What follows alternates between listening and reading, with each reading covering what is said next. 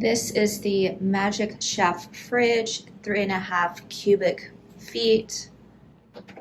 Then opening it up, there's a lot of options for storage.